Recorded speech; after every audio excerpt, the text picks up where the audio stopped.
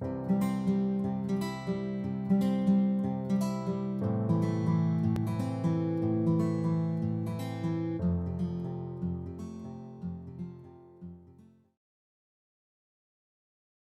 everyone, welcome to More Academy. This is Siavash Zamiran, Computational Geotechnics and Geomechanics courses.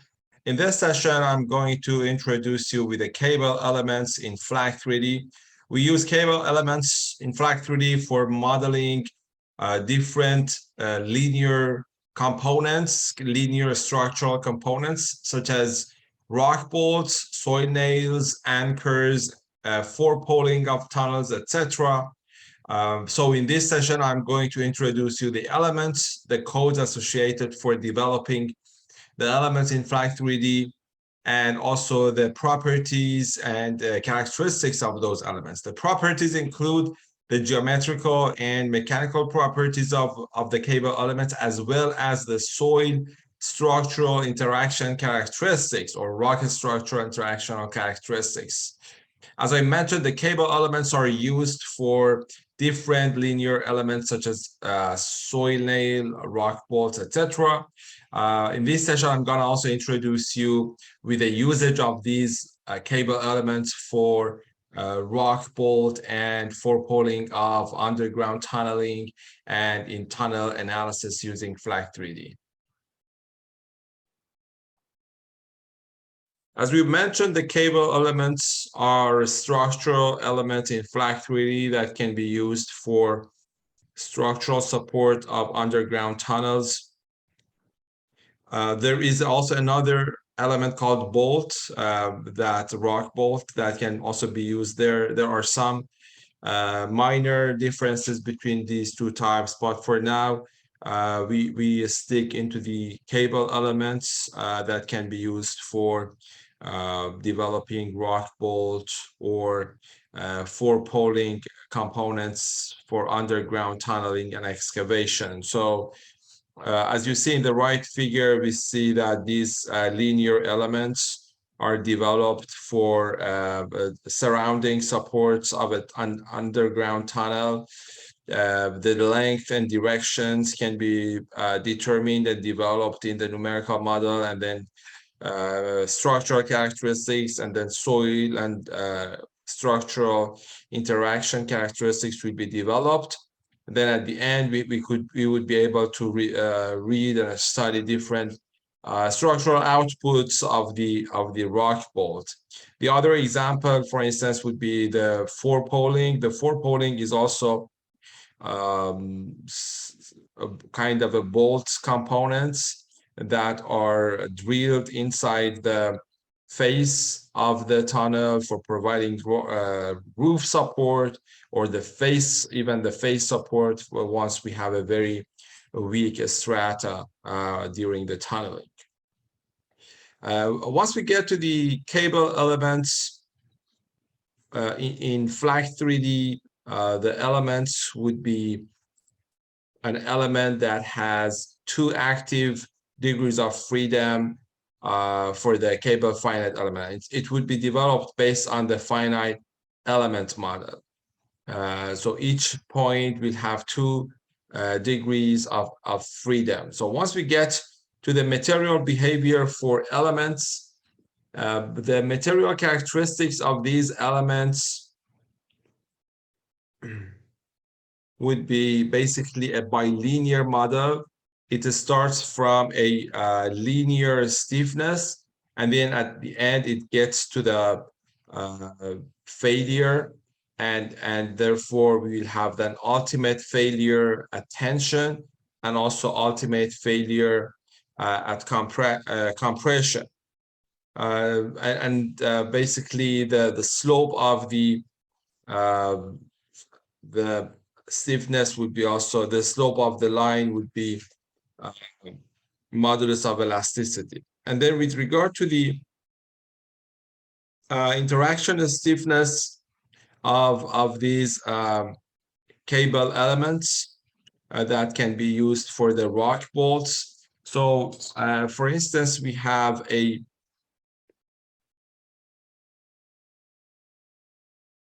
an underground tunnel here, and then we have a rock bolt element. So this rock bolt will have basically an interaction with the surrounding rock or soil. Okay, so there are in FLAC3D with a cable element, we are able to model both the mechanical characteristics of these elements as well as the interaction characteristics of these elements with soil or rock. And as you see, for interaction characteristics, we have springs. We have springs that simulate the cohesive strength of the grout around the rock bolt, as well as the shear stiffness of grout.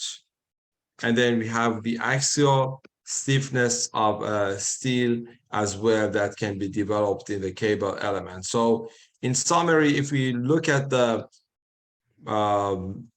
interaction characteristics of a cable element in rock or soil, we see that in a summary, we would be able to see the element that has a connection, kind of a spring connection to the adjacent soil or rock. And therefore, by pushing this element, the cable will get under tension or compression. And therefore, the stiffness of that cable would be the stiffness of the stiffness of that spring would be the stiffness of our interaction model, and that would be a linear characteristic. So the force versus deformation for that spring at the beginning, it starts with a linear model, a linear elastic model. That is, the slope would be the stiffness of the interaction, and then obviously you won't be able to stretch this infinitely. At the specific limit, the spring will be failed. So that failure component comes from the ultimate force that the spring can tolerate. And therefore we get to an ultimate force as well. So how this ultimate force is going to be defined, and what would be the failure basically of these springs. So the failure criteria of this spring are based on the Mohr-Coulomb criteria. So in the Mohr-Coulomb criteria, you know that we have shear strength criterion here. Therefore, the shear force versus the compression versus tensile stress. In the Mohr-Coulomb, we know that we have the Mohr-Silkers here, and the slope of the line connecting different circles of failures will be the Mohr envelope, and the slope of that line will be friction angle, and the intersection of that line with the vertical axis will be the cohesion. So that being said, for modeling a spring that connects a cable element to soil, we have a bilinear constitutive model based on which its failure criterion is going to be based on the Mohr-Coulomb. And therefore, we need cohesion, we need friction angle, we need the stiffness for these interaction characteristics. So here is a summary of actually a rock bolt element in FLAC3D. So first of all, in many cases, these rock bolts are basically, if we have let's say a tunnel here at this stage. So in many cases, they are drilled, and then there will be a rebar installed in the system, and then the surrounding area will be filled with grout. Okay. So that being said, for developing this specific structure using the cable properties, we are going to introduce the density of the system, the modulus of elasticity, or the Young's modulus of that system. So these are the mechanical characteristics. I put the mechanical here. Those are the mechanical characteristics of the rock wall. And then we have also the interaction characteristics, which are based on the spring connecting the rock wall to the surrounding soil. So in the interaction characteristics, I can use a blue line here. So we have the grout cohesion, grout friction angle, grout stiffness, and grout perimeter. So interaction characteristics, I put an I there. So grout cohesion, that's gonna be the grout cohesive strength per unit length. That is the cohesive strength of this spring, the friction angle of that spring, the stiffness of that spring, that is based on this slope of the force displacement line. And then the perimeter, or the exposed perimeter of the grout, that if this is the grout cross section, and this is the grout radius, so the perimeter would be 2 pi r, okay? So the perimeter is going to be also determined. So slide tolerance and thermal expansion, these are some optional properties that can be also used. We move on of these options. We get to the cross section. That is going to be also mechanical characteristics of the area. So area is going to be pi rw2 r2, and then yield compression and yield tension. That is basically shows the amount of yield of basically the element itself, not the soil. The soil structure interaction is actually the spring that comes with the ones that I highlighted with blue. So the yielding criteria for the spring, or for the interaction spring, is based on cohesion, friction angle, and a stiffness. The yielding criteria of the bolt itself comes with a yield compression and the yield tension.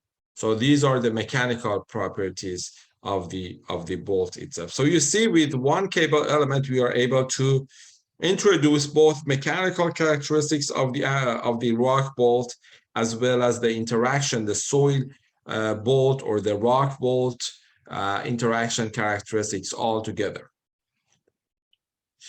This is guideline provided by FLAC manual for estimating these characteristics for the rock bolt. So obviously the mechanical characteristics are straightforward. Can be determined using the materials used in the model and also the dimension of the rock bolt.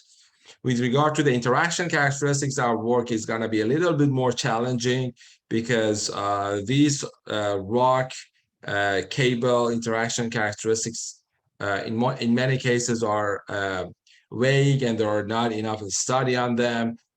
So it's going to be more challenging to determine and to put a correct and accurate values for the interaction characteristics. So per FLAC manual, the values for bond cohesive strength and friction angle can be estimated from the results of pull-out tests conducted at different confining pressures. So basically, there should be pull-out tests in the field in the same areas with the same rock bolts that's going to be installed in the tunnel. And those bond cohesive strength and friction angles, cohesion and friction angle for the spring, can be back calculated and calibrated using the pull-out test. In case if you don't have the capacity and resources to do the pull-out test, then there are some simplified equations suggested by FLAC manual that can be used to estimate these characteristics. Should such results not be available, the maximum force per length may be approximated from the peak shear strength. So the peak shear strength would be equal to tau1 QB, where tau1 is approximately 1/2 of the uniaxial compressive strength of the weaker of the rock and grout. So the rock grout is here, rock is here. The uniaxial compressive strength, so tau1 would be 1/2 of UCS, of minimum of the UCS between the rock and grout. Okay.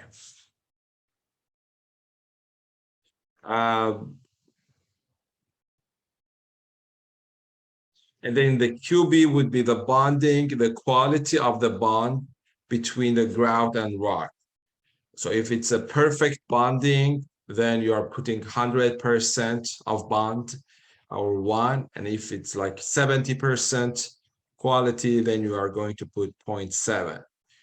Neglecting frictional confinement effects, CG may be obtained from the following equation. So D would be the dimension of the rock bolt.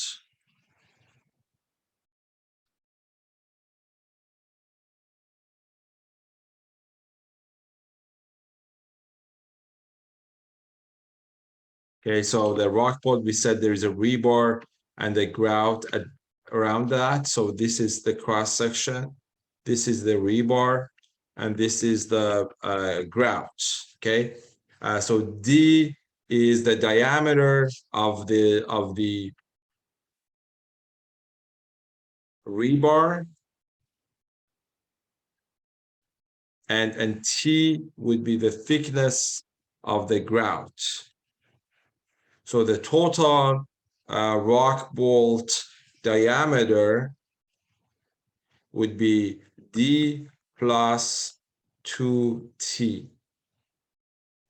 That's it. So this is the diameter of the whole rock bolt. So basically the cohesion would be pi times the whole diameter. So this is the perimeter of the rock bolt times tau peak. So the cohesion of the interaction characteristics can be calculated through this equation. The shear stiffness of the interaction would be equal to 2 pi g over 10 ln of 1 plus 2t divided by d, and can be calculated here.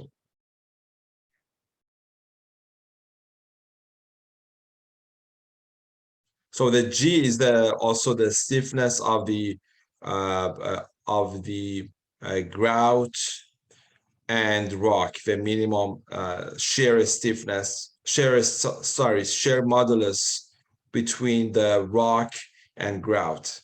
The T and D is also demonstrated in this figure.